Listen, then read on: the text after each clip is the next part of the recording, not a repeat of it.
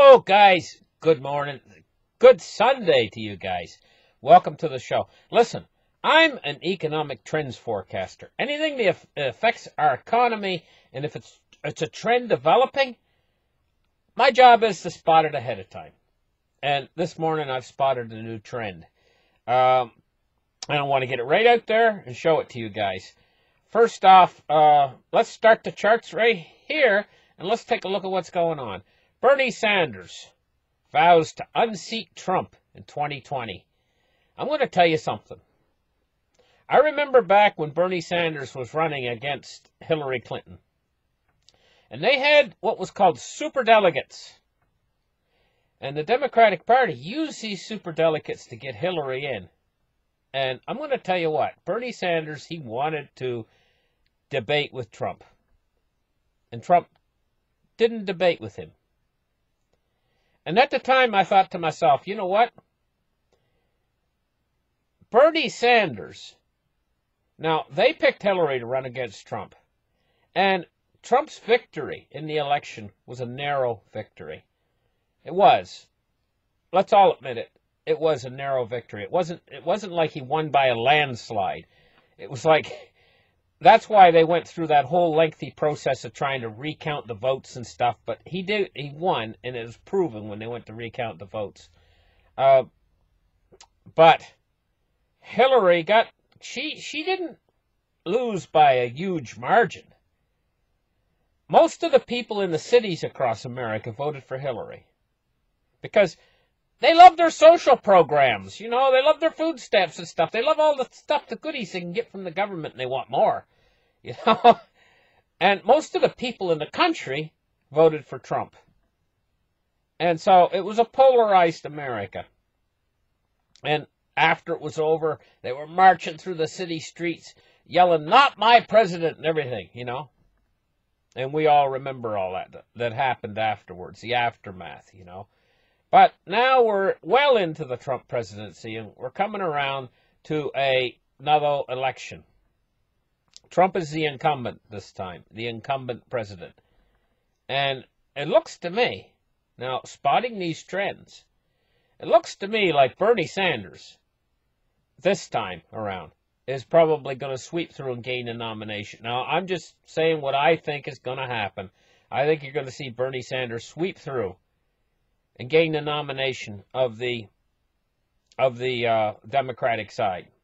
But Bernie Sanders is not just any Democrat, you know. And this is what we're going to talk about. We're going to talk about democratic socialism. And we're going to find out what it is. And why this is important is because there's something very negative coming along that could very well possibly affect Trump's bid for a second term. And what this is there's economic woes, I'll call them economic woes, coming later in this part of 2019 before the election comes in 2020. We're going to go through a period of economic woes, economic hardship, problems within the financial system that are going to manifest themselves and are going to be very hard to deal with. And this has a negative effect this is going to have a negative effect on Trump. Because he's going to take a lot of the blame. Let's just face it. Let's just get down to facts. Trump's going to take a lot of blame. He's going to take a lot of blame for the economic troubles that's coming in the latter half of 2019. Okay? Now, Sanders is coming in. He's not going to take any blame at all for any of this because he's not in office. He's going to be sitting there looking pretty with his democratic socialism. Not that I agree with democratic socialism, but we're going to talk about it. We're going to talk about it, talk about what it is, and what the effects are. And so, because this is important, because this is what's coming, this wave could be coming, and this is what I'm looking ahead towards, this wave of democratic socialism. We're going to take a look at how it differs from regular socialism, which is like what they had in the communist Soviet Union. Okay, so now we're on Wikipedia, and this is democratic socialism. And they got a red flag, just like the commies. You know? Anyway, I'm just laughing. I'm not, no pun intended, but just democratic socialism, not to be confused with social democracy. Democratic socialism is a political philosophy that advocates political democracy alongside social ownership of the means of production.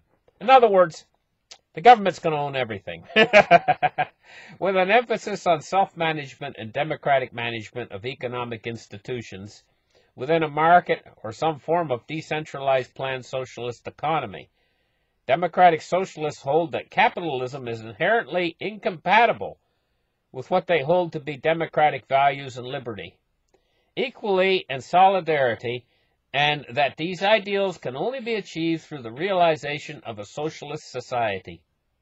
Democratic socialism can be supportive of either revolutionary or reformist politics as means to establish socialism. So they can be supportive of a revolution, it says here. It says democratic socialism can be supportive of either a revolutionary, or reformist politics as means of establishing socialism. In other words, they're going to revolutionize everything and reform everything to their way of thinking. So just exactly what are they going to do? Well, if we move down here on this, we can find out right here. It says democratic socialism can be characterized as follows. Much property held by the public through a democratically elected government. So, in other words, they are going to buy up properties and stuff, and these are going to be held by the public, or held like in trust to the public through the government. So in other words, the government's going to buy them and own them, but they're going to say, well, the public owns them, but they're through this democratically elected government, including most major industries. So they're going to buy up all the industries. Most utility companies, all government owned and subsidized.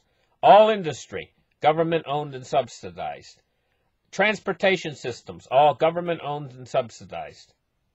This is what it means. This is what it says right here. A limit to the accumulation of private property. In other words, right now, if you own a whole bunch of different properties, they're going to come along and tell you that you have a limit to how many properties you can own, probably one house. So if you own a vacation house someplace, they're probably going to say, well, you can't have that anymore. That's got to be owned now by the government. I'm just guessing at that, but that's what it sounds like to me. A limit to the accumulation of private property. In other words, you're probably only going to be allowed to own one piece of land. A limit on the accumulation of private property. They might allow you 2 pieces of land. But if you've got 3 pieces of land now, the government will say, well, which one do you want to keep? You're going to have to give one to us, sort of thing, you know. Government regulation of the economy. In other words, right now, the government has its hand in things like the stock market.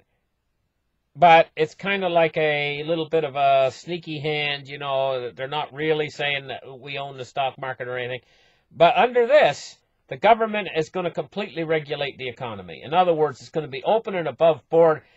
The government sets what the stock market's going to be. The government sets what all the markets are going to be, the prices of everything. Government regulation of the economy, complete and utter control of the economy. Extensively public finance assisted and pension programs. Now let's not miss that one. Extensively publicly financed assistance and pension programs. In other words, can we see that the debt where it is now blossoming and doubling and tripling and quadrupling? So the United States owes almost $23 trillion right now. Well, under these kind of programs with publicly financed assistance and pension programs, the government suddenly is going to own 50 trillion, 100 trillion, 200 trillion. It's sky's the limit to how much money that they're going to spend. Social costs and the provision of services added to purely financial considerations as a measure of efficiency. Well, that one there, I'd have to read it over a couple times. Social costs and provision of services added to purely financial considerations as a measure of efficiency. I guess what that means is that anything that they want to spend as social, in other words, social, it means to do with society, to do with the people. Anything they want to spend to do with the people. In other words, if they want to make a new park and it's going to cost $1 billion, you know, then they'll go ahead and build that as social costs and provision of services. And it's added to purely financial considerations as a measure of efficiency. In other words, they're just going to add it to the bill. They're just going to put it on the bill. So everything I see here is just going to increase the amount of debt exponentially with this new democratic socialists, you know. And so this is what we got. We got it doesn't matter how high the debt goes. Just let her go and keep on spending. But isn't that what they're going to have to do anyway? It doesn't matter who gets in. They're going to have to keep spending, you know. But this looks to me like it'll lead us toward hyperinflation one hell of a lot faster. Now, it says socialism was once America's political taboo. Now, democratic socialism is a viable platform. Here's what you need to know. Medicare for all, Democrat socialists. Is it marching? It says, as the 2018 midterm election approaches, the campaign season has come with a fair share of surprises. Among them is a phenomenon of primary election success for members of the Democrat Socialists of America. Now, you know, we got Bernie Sanders. I'm going to tell you what I think, personally. I think that we got a crisis coming, latter part of this year, a financial crisis. I think what they're going to do to repair it is they're going to come in and they're going to open up the floodgates of money. Basically, what I mean by that is the Federal Reserve is going to come in and go back to quantitative easing again, and probably going to lower interest rates. But they're not going to really stem the tide of this crisis, I don't think. I think this crisis is still going to be embroiled in Europe.